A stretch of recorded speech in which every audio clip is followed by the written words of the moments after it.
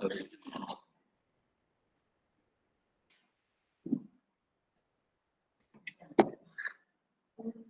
要那个看讲座会在哪里？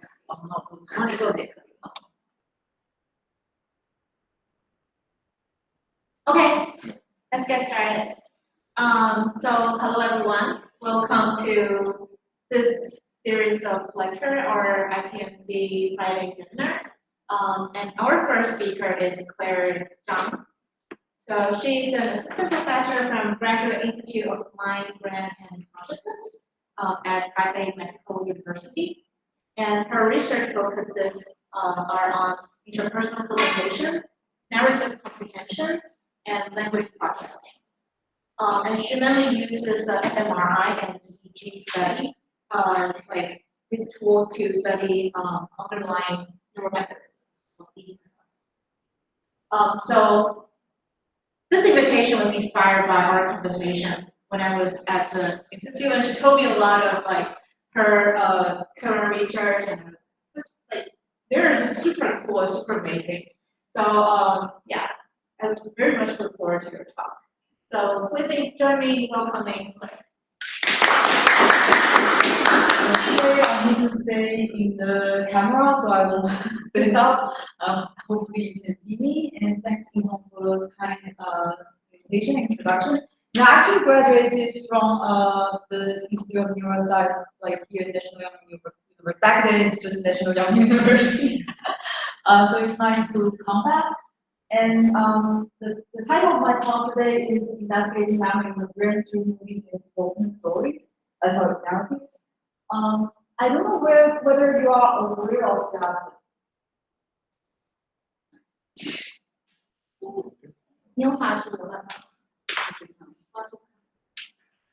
Okay. So, in the field of cognitive neuroscience or psychology, when we study memory, for example, episodic memory, like a classic paradigm would be something like this. So you present a word like once, and you present a sequence of words, and then afterwards you present or like a cohort of words again, including those words that have been shown before, and you ask participants how confident you are about whether you have seen these words or not, and do you remember the color this word was presented in, something like this. But this is very unsatisfying because this is so far from our everyday life experience. So memory is important in our everyday life. For example, while I'm speaking to you, I'm encoding my experience continuously.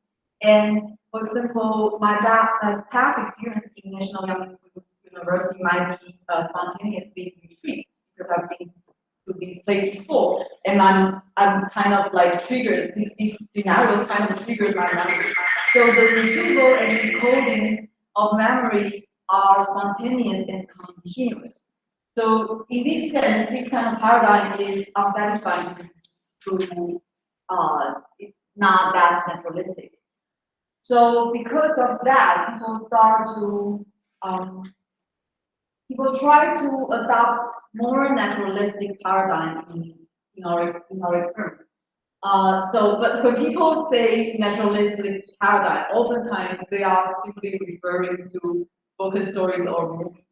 Nowadays there are other options, for example, video game and music. But back like in the beginning of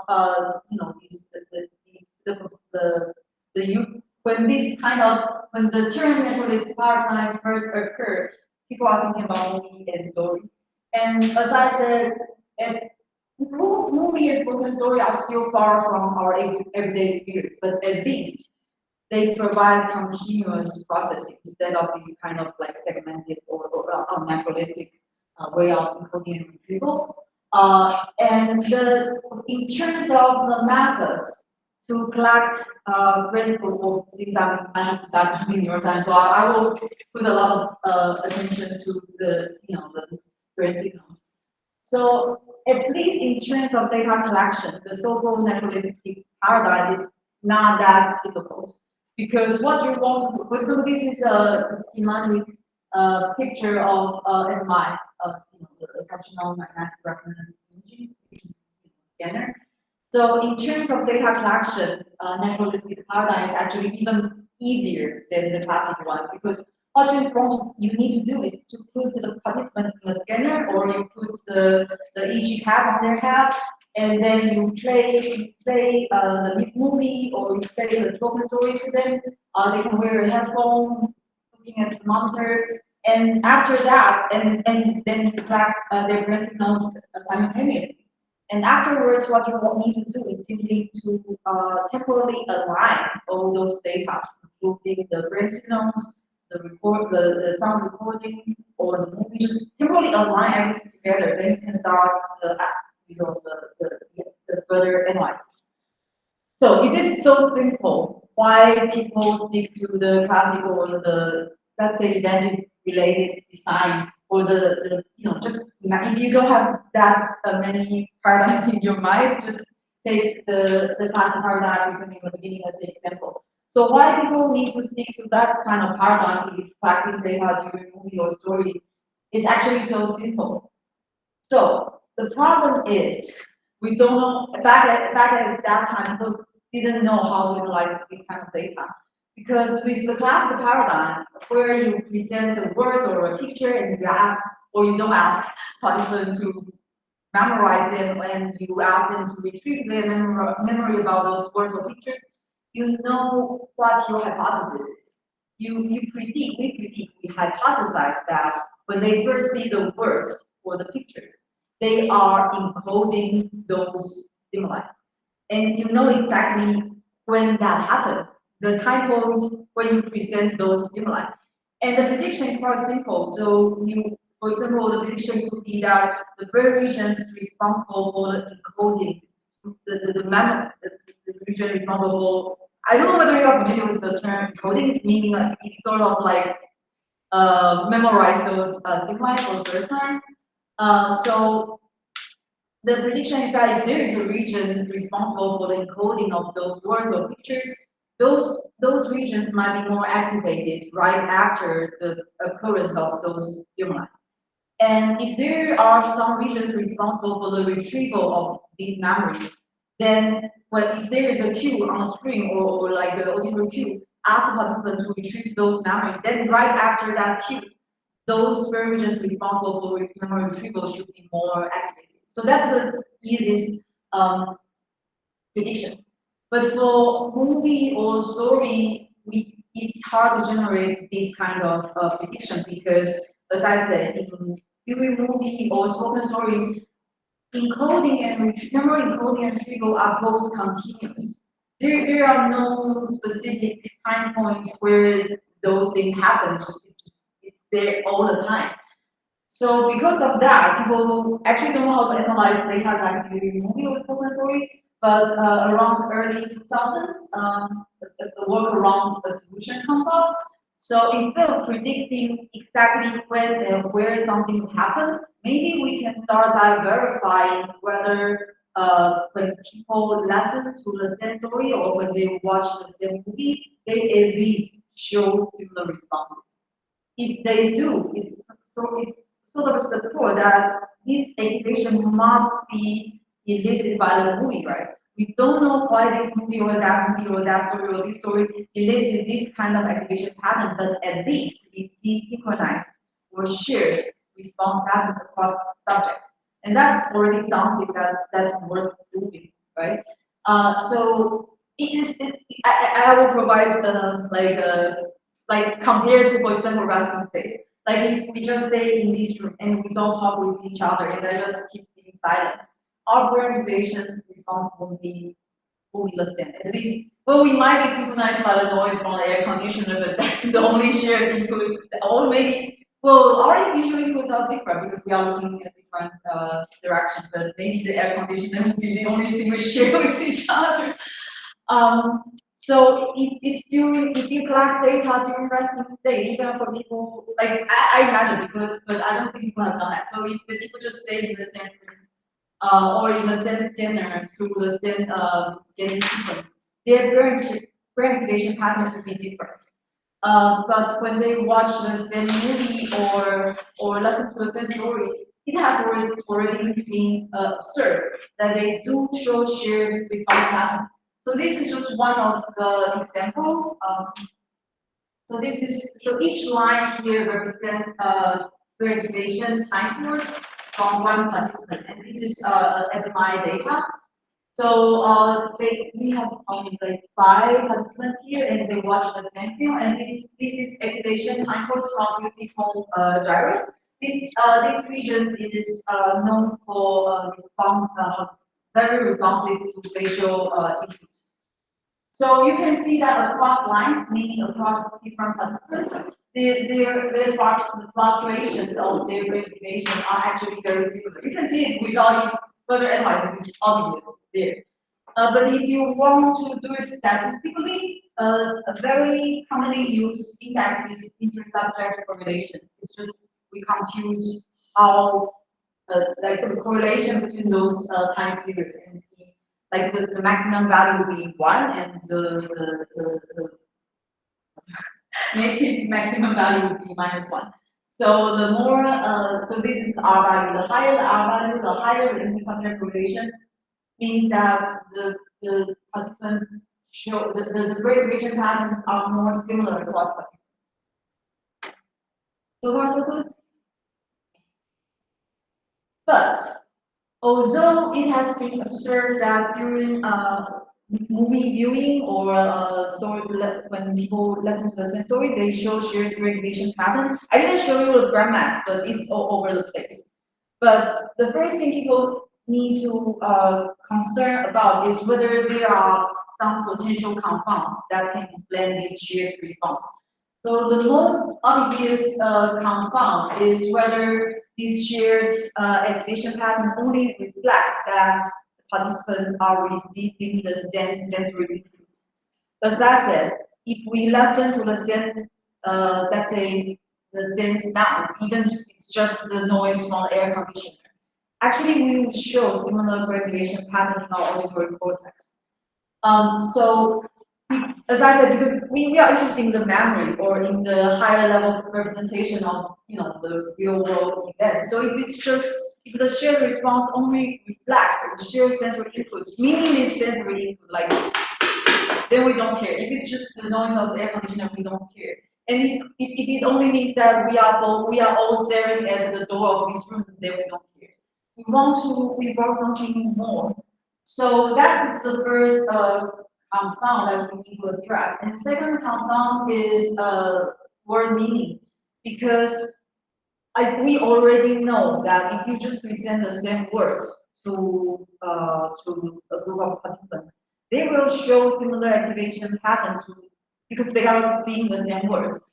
So, but when we are talking about so in my opinion, we often use the term event in this research line, meaning that we are interested in the representation of the event as a whole. An event includes a specific time, a specific location, specific characters, emotion, like intention, everything. It's like, yeah, the whole event. It's not only, a bunch of words or a bag of words. So but when people, for example, when people listen to the same story, they must receive the same input at the lexical level. For example, if they just listen to a sequence of script like meaningless words, like car, vegetable, fruit, camera, even if we just listen to these sequence of words together, we will show similar verification pattern beyond the logical cortex, because they are very much responsible for lexical meaning.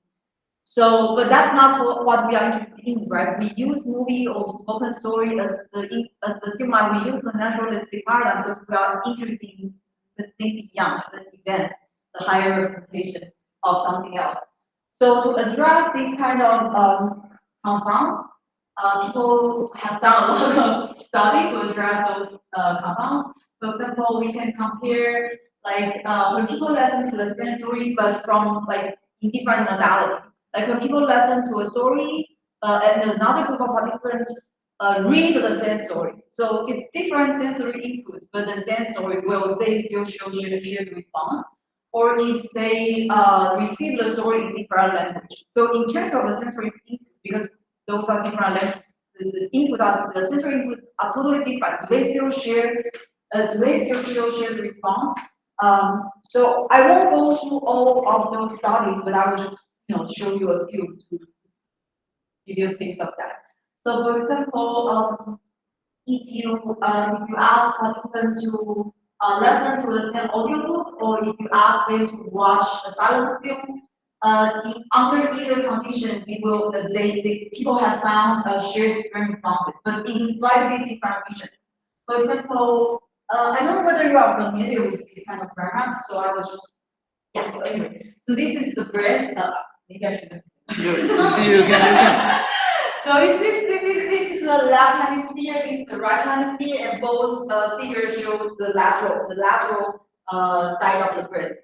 This figure doesn't show you the medial part of the brain. So the left lateral hemisphere, the right lateral hemisphere. And what we see here is that when people listen to the same audiobook, they show shared responses specifically in the yellow regions. So those include the auditory cortex. So it's actually easy to remember. So it's the lateral side of the brain, right? So the auditory cortex is close to your ear. And if it's a silent film, they show a strong shared response in the visual cortex. That's in the back of your head. But across different modalities, that is the orange area. Across these two modalities, people show both in the orange area, both groups show shared brain responses in the orange areas. So we cannot see the medial part of the brain in this figure, but a lot of the orange areas are actually in the medial part of the brain. So I will show you. So these kind of results support that there are some brain regions which show the shared response when people are receiving the same narratives are not because of the shared sensory inputs. Okay, so here comes another example. So in this study, they asked the Russian speaker to listen to a story spoken in Russian, an English speaker listening to the same story, also spoken in Russian. So it's exactly the two groups receive exactly the same sensory input, but only the Russian speaker can understand the meaning of the story. So in this study, like when only the one group of the participants can understand the story, the shared responses are only found in the, let's say, mainly in the auditory cortex. And that totally makes sense, right? Because they receive exactly the same sensory input, so they show shared responses in the auditory cortex, but not in the other regions. But here's another condition where the Russian speaker listens to the Russian version of the story, and the English speaker listens to the English version of the same story. And the beauty of this is that even though the sensory inputs are totally different, because those two versions of the sensory are in different languages, so the sensory inputs are different, but the shared responses are actually more, how to say this, you can find more shared responses in extended brain regions, but not in the, so this is the red circle is the show indicates the region where we found shared responses in the first condition where they only share the auditory input. So actually, when people really, when both groups can get the meaning of the story, they show shared different responses outside of these red circle regions. And these shared responses, as I said, extended to the medial part of the brain. So in case you are not familiar with this left hemisphere, lateral side, right hemisphere, lateral side, this is the medial part of the brain, left and right. So auditory cortex here, and we don't see the shared response in the visual cortex this time because it's both the story, visual, auditory, and then you can see that this is the superior gyrus. You can see shared responses along superior gyrus and part of the middle temporal gyrus, and also a lot of the medial part of the brain, like pecunius, posterior cingulate cortex, and medial prefrontal cortex.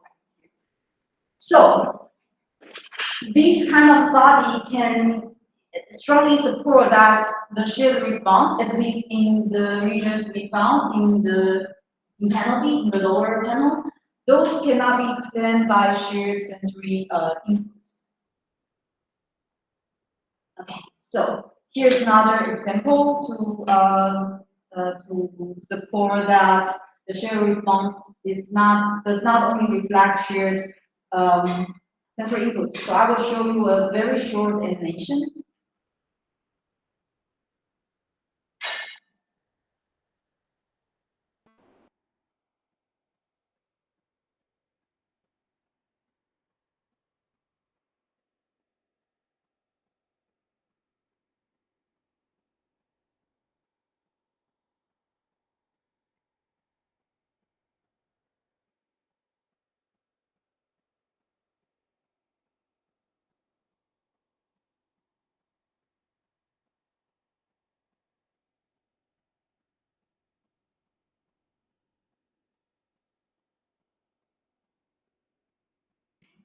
Okay, so actually this animation is ambiguous because there are different interpretations, at least in terms of the relationship between those different, like between so I will just ask you a question. So there are two main interpretations regarding the relationship between the triangle and the circle.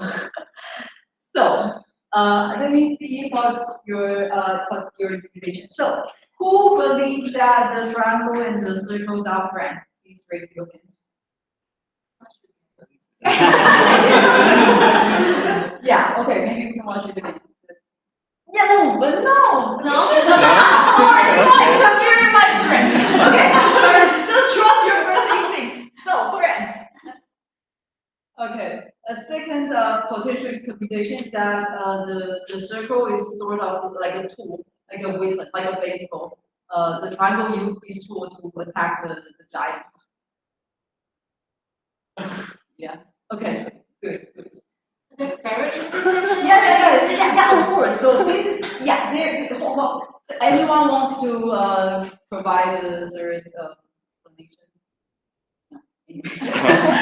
So this is animation. Actually, this has been used in my study. So what they did is they present this animation, then they ask participants to recall the story, and based on their verbal recall, you can tell what's their interpretation. For example, we found a friend who was the square. They were traveling, and they threw a ball at it, and the monster died.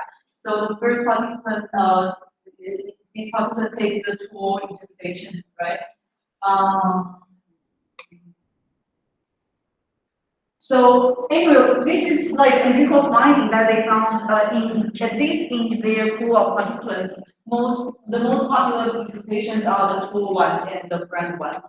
So they can divide the participants into two groups based on their recall, right? And see whether their brain response patterns are similar or not. So those are the brain regions where the two groups of participants show different brain responses patterns. So, what they do is simply like you have two groups, right? The tool group, the friend group, and you compute the inter-subject relation or how similar their responses are to each other within the cross group, and see whether the similarity is higher within group compared to cross group. Does that make sense? So those brain regions are the brain regions showing higher similarity between participants within the same group compared to participants across groups. So very straightforward. So you can see that those two groups of participants, they actually receive exactly the same sensory input. So the only difference is their interpretation. And somehow their interpretations of the story makes a huge difference. And again, you can see that not only in the sensory cortex, but also in, I would say, like, you can see it's very intuitive, but big blocks, the video file of the brain. But yeah, also in the visual cortex, but you can imagine that because their interpretation might influence their eye movement pattern. But this proof difference extends beyond the sensory cortex. So so far I hope I have convinced you that the shared response pattern show that we don't know why each story or each movie elicit this kind of response, but we can at least show that the movie and story affect different participants in a similar way. But and that does not only reflect the shared sensory input, it also reflects the interpretation, their subjective interpretation of the story. And that is something already, I would say impressive, because before that, all this is just, the subjective feeling that you cannot really objectively measure. One thing that is particularly brain signal is useful in this sense because, like, if you ask the participant to consciously report what they are thinking, you might be interfering their thinking process, right? That's why I say I couldn't play the movie again for you, because what your brain has done, it has done it. It's doing the first time you see the movie, that's it.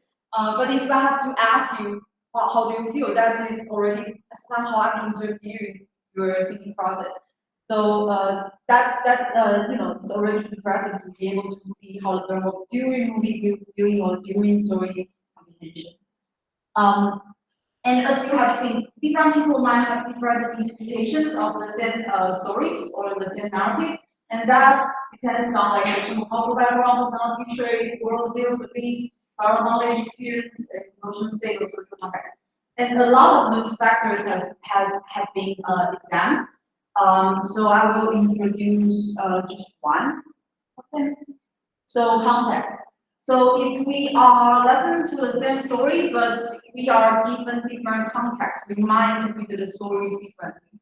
For example, if I told you a story like it's about a phone conversation between two friends, Arthur and Lee. Arthur has returned home after a party after losing track of his wife.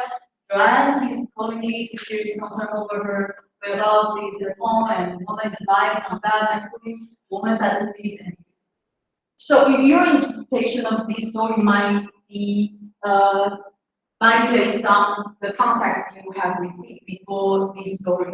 For example, in this study, they divide participants into two groups randomly, and for one of the group they provide the cheating context, and for the other they provide the paranoid context. So for the cheating context, you can read the text too. It sort of implies that other Lee is actually the woman beside is actually the other's wife. So after receiving this context, your emotion or your interpretation of the following text, like here, the phone conversation, will be very different from the paranoid context. So what they did in this study is that they compared the verification pattern of these two groups, and they show that even when they receive the same inputs, the different contexts, two groups with two different contexts showed very different responses. Again, now I can introduce the term people mode network. People mode network including like posterior part of the temporal gyrus, the medial part, a lot of like the size of the like this part of the percutaneous, posterior cingulate cortex, medial prefrontal cortex. So a lot of those blobs, activation blobs, are within the people mode network.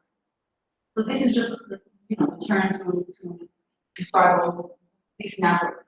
So this study shows us that yeah, we already know that the shared response does not only reflect shared sensory inputs, and now we further show that it's like your interpretation or your processing of the current input is actually influenced or based on your history. By history here, I mean prior experience or prior the context. Your interpretation of the current input is influenced by the past, right? So that's the beauty of using a movie or story stimuli because everything is continuous. You accumulate experience, you accumulate information over time, and the past will influence your interpretation of the future or the current or the current moment. So in this study, we sort of artificially divide the story into two parts, the context part and the current input part, right? But actually, the story, the context is actually hierarchical. If it's a spoken story, your interpretation of each word is dependent on the surrounding words, right? Your interpretation of the phrase is also dependent on the surrounding or preceding phrase. Your interpretation of a sentence is dependent on the paragraph it is embedded in. So context is actually hierarchical. So this might be a useful concept to explain why we see such broad the shared brain responses in such extended brain regions. So one of the hypotheses, maybe I will just jump to the hypothesis first, then I will show you the empirical results. So one of the hypotheses to explain why so many brain regions or why such an extended network are involved in processing of narrative comprehension is that when you comprehend story or movie, we rely on this hierarchical processing or hierarchical context. So along, like if it's spoken story, from auditory cortex along the temporal gyrus, temporal and middle temporal gyrus, up to the medial part of the brain.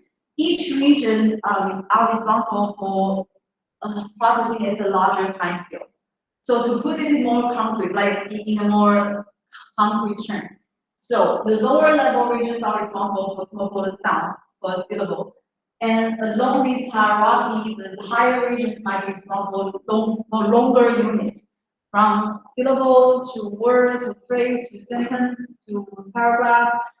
So another way to describe it is like the regions further away from the sensory cortex are more context dependent. Its responses are dependent on the a broader time window of context. Okay, if this is too abstract, let's go to the. So what they do in this experiment is that they scramble a spoken story. So we have an in-text spoken story, and then they scramble the story at the paragraph level. So they scramble so you can still understand each paragraph, but it might be a bit difficult to get a coherent plot line because the paragraphs are scrambled. Or they can scramble the story at the sentence level. In this case, you don't even get like a whole event because the sentences are scrambled. And or you can scramble the story at the word level. So in this case, you don't even have a complete sentence. So they present all those stimuli to the participants. So the participant might listen to a scrambled word sequence, such as like camera, go, bin, computer, sentences, word sequence. Or they might hear a sequence of scrambled sentence like I like cookie, the dog is barking, hamburger is dancing, something like that. Which makes sense at the sentence level, but not at the paragraph level. Or you scramble a story at the paragraph level, it would be that sounds like Snow White goes to the prince's castle. Snow White was casted out of the castle, things like that. So the logic behind this kind of paradigm is that if there is a region responsible only for the processing of the meaning at lexical level, then this region won't be influenced so much by scrambling. Because even at the lowest level, the participants still receive the same word sequence, right? So no matter what, this region will show shared responses across participants because they are still receiving the same word sequence, no matter whether those words make sense at a higher level. So that's what they so the red region are the regions showing this kind of response. So it's very close to it includes the auditory cortex, the primary auditory cortex, which makes sense like because you are still receiving the same auditory input. And when people, and the logic is that if there is a region responsible for the processing of sentence, then even under the verbal sentence condition, we are still supposed to see shared responses across participants at this region because we can still we still receive complete sentences, right? Like sequence of complete sentences. Although those sentences do not make sense at a higher level, you don't really get a story, but you get the sentence. So the yellow and green regions are the regions that like responsible for the processing of phrase or sentence, and then the blue regions are the regions only show shared responses with impact story. So this is to explain why so many brain regions beyond sensory cortex are involved in narrative comprehension. Because when to really comprehend a narrative, we need this hierarchical context.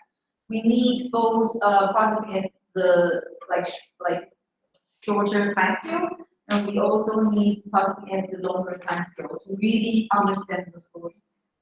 So that is because whenever you see a brand map, people always ask like, what's the function of this region, what's the function of that region? So this is sort of like a response to that. Yeah, these different regions are all involved in narrative comprehension, but they are responsible for processing at different times. I think we don't have much time, so I will skip one of my slides. So I will just briefly show you what I found in this one. So people have proposed this hierarchical processing, this processing hierarchy from the sensory cortex to the higher level region that is the deep neural network, including the medial part of the brain. What I found is that I hypothesized that if this is how narrative is processed, then the narrative, if it's a spoken story, the auditory input must be the input starts from auditory cortex, right? And then it's supposed to be it's like a ripple, like a storm in a pond, and then you see a ripple from let's say from the auditory cortex all the way along this processing hierarchy from the auditory cortex to the language network, then to the deep neural network, which is proposed to be responsible for higher level representation. So if that is really the case, we are supposed to see a temporal gap between the activation, right? So just to put it to summarize it briefly, that's exactly what I got. So we won't go through those complicated stats, but what I found is that this is the time series, the pre-activation time series, collected using fMRI during when people listen to spoken story. And each line corresponds to pre-activation time series in different brain network, from the dark blue auditory network to the Turkish green ventral and dorsal language network to the yellow and red hormone network A and B, and then to the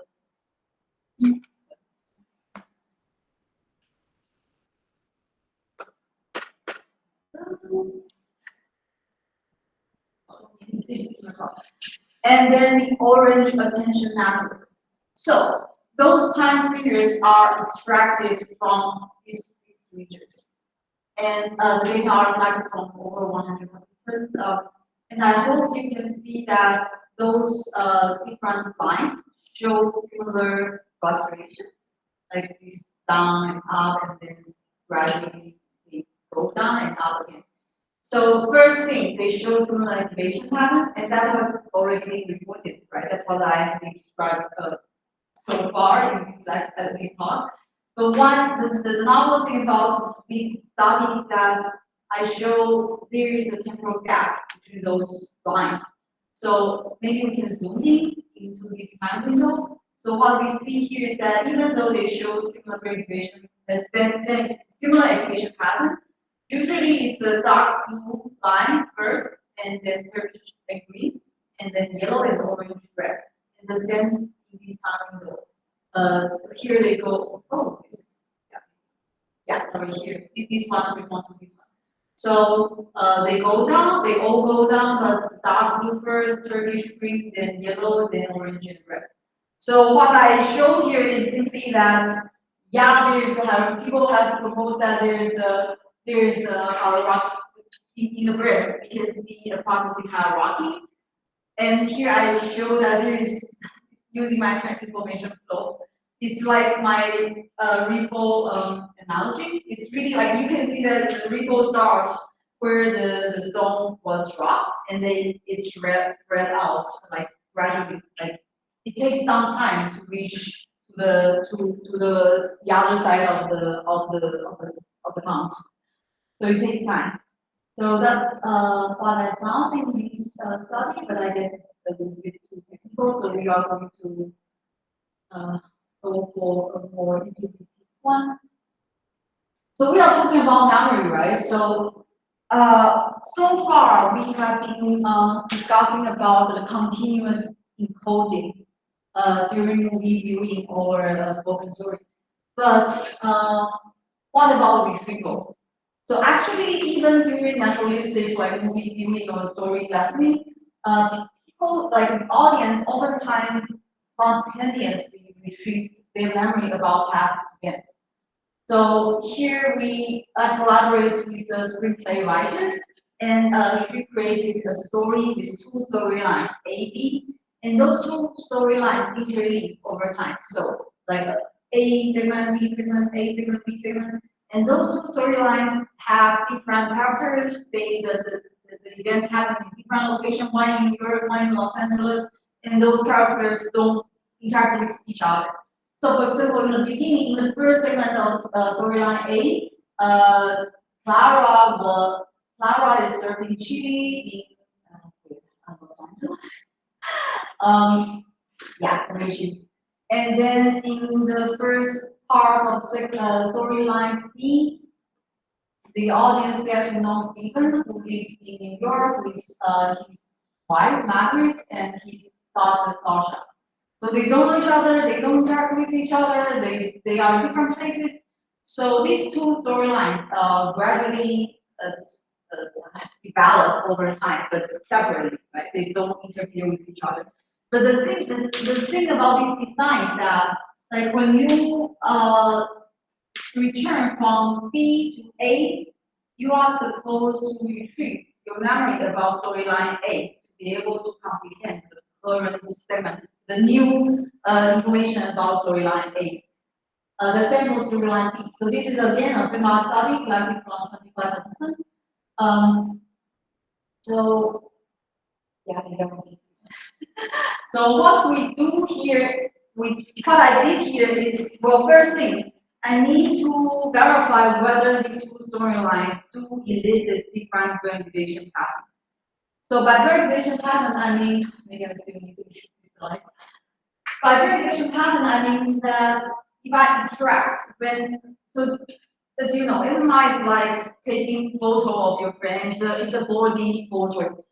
So we have a brain activation pattern at each time point. So I can obtain an average brain activation pattern in certain regions for each storyline. So I simply average all the time points within storyline A and the time points within storyline B and see whether those two average patterns are statistically different from each other. And that's exactly what I found. So like it's all over the brain. All over the brain, you can see that these two storylines elicit different activation patterns. And the highest difference is found again in the lateral. Like this is the medial part of the brain, the lateral part of the brain.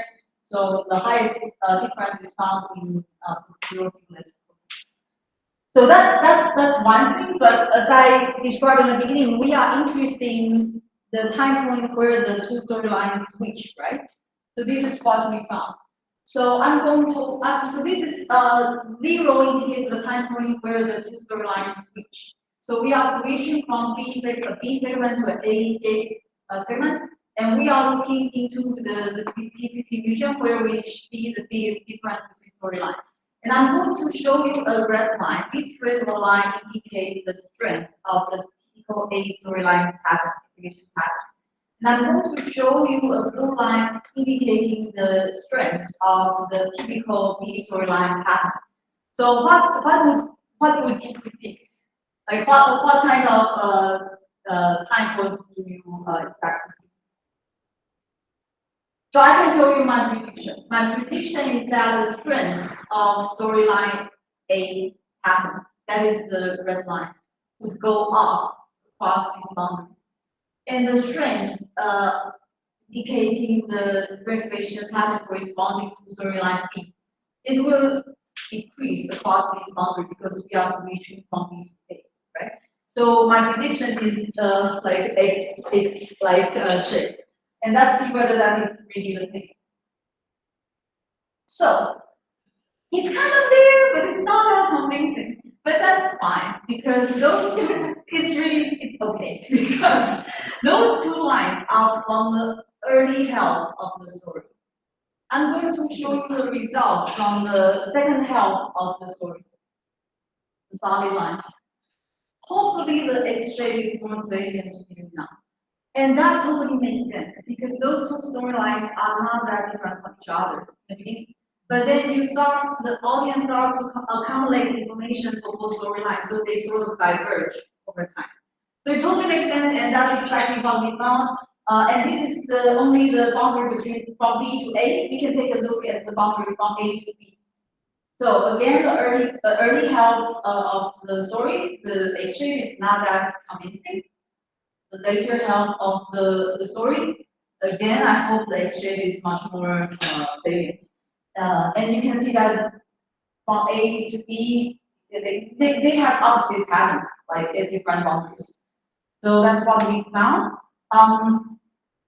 And this is also about memory retrieval because it means that at this time point, the participants start to retrieve their memory about A storyline. That's why you see the A storyline activation pattern again, right? Because at this boundary, they need to retrieve their memory about past A events, so they can comprehend the incoming new A segment. So that's why you see the same activation pattern again at this boundary. The thing is that we found this effect in neural network, but specifically in this graph in posterior cingulate cortex.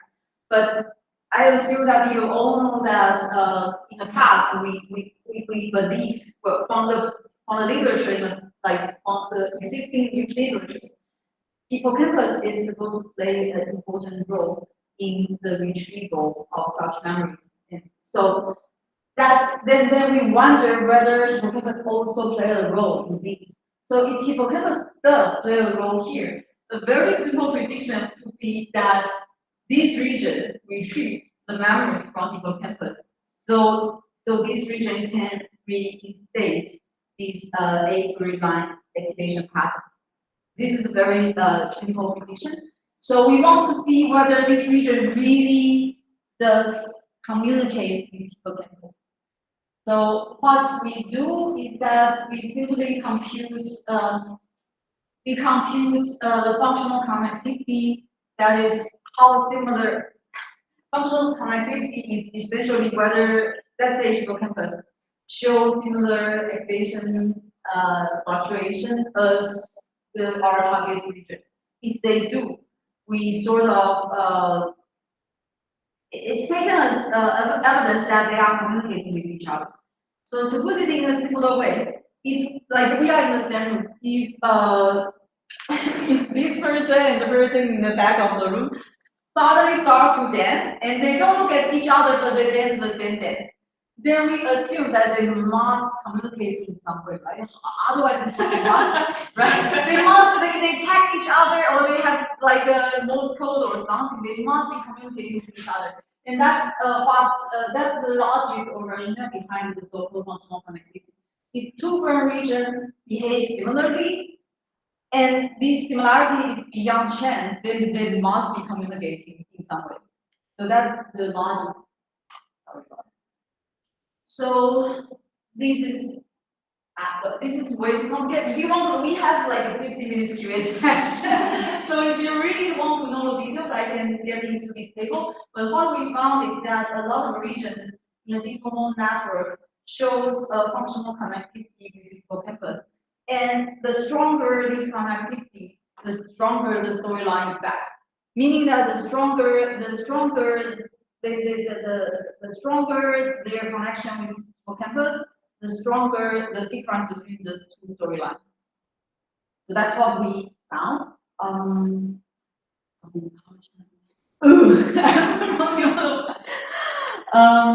Okay, I will just go through the last part pretty quickly. So in addition to the storyline design in this story, we actually intentionally invade a lot of the so-called narrative motifs. So remember that in the first 8 segments, Clara serves Chile and ships in Los Angeles. And we have another set of characters, Stephen, Margaret, and Sasha, who are not in any sense interacting with Clara. But in the C part of the story, Clara goes to New York to visit Stephen, and Stephen serves her homemade chili, and Clara, in her mind, thinks, oh, his chili is always better than mine. So here, well, it turns out that they hadn't there in the past, but anyway. So here, the audience is supposed to record the memory of segment A, and some of them are even able to infer that Clara actually got the recipe from Stephen. So this is like a very common narrative tool, like according to my collaborator. They use this kind of how to say it, technique to manipulate their readers or their audience memory. So this is what the authors or what those authors want. They want the participant to retrieve a specific piece of memory from the past. So what we want to, so again, this is like a spontaneous memory retrieval that is actually common during a movie or during narrative composition. So what we want to do is to see whether that is really the case. If we are able to find the activation or the reinstatement of regulation pattern corresponding to segment A at exactly this moment of time when we see when we hear that Stephen serves chili to Clara. Just to give you a more a clearer idea of motif, here's another example. So in storyline B, Margaret went out with Alexander to eat a hot dog, and the master slips on her blouse. And they sort of have I don't know what their relationship is, but it's kind of, maybe an affair, maybe not. But afterwards, at certain points, Margaret died. And in the sea part, Stephen, her husband, found her blouse, and he found the master's stamp, and he just doesn't have the energy to clean it. And actually, Stephen doesn't know this history between Margaret and Alexander, but as the audience, we know, right? And we definitely would retrieve this memory about Margaret and Alexander when Stephen sees this blouse, right? So this is another example of motif, which are used to manipulate to make them spontaneously retrieve a specific past piece of memory.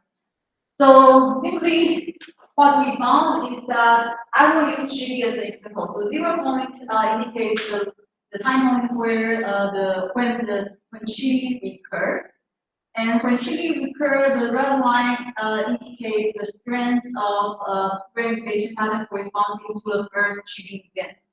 And we see that this pattern, the strength of this pattern is increasing, so it's reactivated. And the control condition is the verification pattern corresponding to other motifs. So we have different, so like when chili recur, we see the verification pattern corresponding to chili. The strength of this pattern increase again, but not the pattern corresponding to mustard stem blocks. That's what we found. So it's similar to a storyline effect. Like if you see when something triggers you to reactivate the past memory, we see the corresponding reactivation pattern again. So that's what we found, and a lot of compounds, and then we will just see the compound. And the great thing about this is that the motif are also included. So the desired motif is for the participant to integrate different events. So when Stephen serves chili to Clara, you retrieve memory about Clara serving chili in Los Angeles. And somehow these two events are integrated. In your mind, those two events are now coherent. They are coherent memory, make sense of those two events. The same for Masters and Laos. After retrieving your memory about Margaret and Alexander, this piece of memory is integrated with Stephen flying over the law. So those two things are integrated. And whether that is really the case, we have the questionnaire to show that. So we ask the participants like, what come in your mind when you see chili? And those are real answers from our participants. So for example, from this participant said, Clara makes homemade chili in the beginning, and we find out that Clara learned the recipe from Stephen. So this is the perfect answer. But so for some participants, it's like Stephen makes it. And for some participants, it's like what Clara makes it Gary forgets to eat this food. I don't know what that is about. So master spend loss, for example, the perfect answer will be like Margaret spends her loss with master when meeting Alexander, so Stephen can bear to watch it after Margaret dies. That answer will be something like Clara eating hot dogs and white. I don't know what that's about. They are sleeping or something. The beautiful thing about this is that we found that I mentioned the reactivation of the past motif, right? Like the reactivation of, let's say, chili, reactivation pattern corresponding to chili. So the strength of these reactivation reading statements is actually correlated with how strongly they show the behavioral integration. So the participants who show stronger reactivation, stronger motif reactivation in their brain, can also integrate those events better behaviorally according to their questioning. So this is like evidence supporting whatever we observe in the brain. That is really something that is really, it's really about their memory. It's really about how they can integrate past with the present. It's not only because if I just show you the brain pattern, you say, oh, what that is about, I don't know, like behavior, what does that mean? But this pattern that we found in the brain really does is associated with the behavioral performance of event integration. So that's the beauty of our finding about motif. We don't have time. Yeah, but anyway, we talked about the hippocampus before, and I showed you that to reactivate our past memory about a storyline, hippocampus might play a role. And in this study, this is not mine. In this study, they try to increase the temporal gap between the retrieval and encoding of past story event. And what they found is that with a longer temporal gap, the role of hippocampus becomes more important. So this figure shows those regions showing significant functional connectivity with hippocampus. And you can see that this functional connectivity is more salient for the distant memory group, meaning that they finish this movie in 2 different days, with 1 day temporal gap. Meaning that with this long temporal gap, they need a hippocampus more to retrieve their memory from the previous day. So I have showcased like some of the studies what we see so far is that movie and spoken story might be a more naturalistic way to expand continuous and spontaneous memory encoding and retrieval. And we found a hierarchical processing hierarchy. And we also found that hippocampus still plays a role in this scenario, but like when and how it plays a role might need further investigation. And also, the findings that I presented today are very different from the findings from the classic event-related design. So, adopting different paradigm might be important for further discussion. So that's that. Sorry that is a bit too long.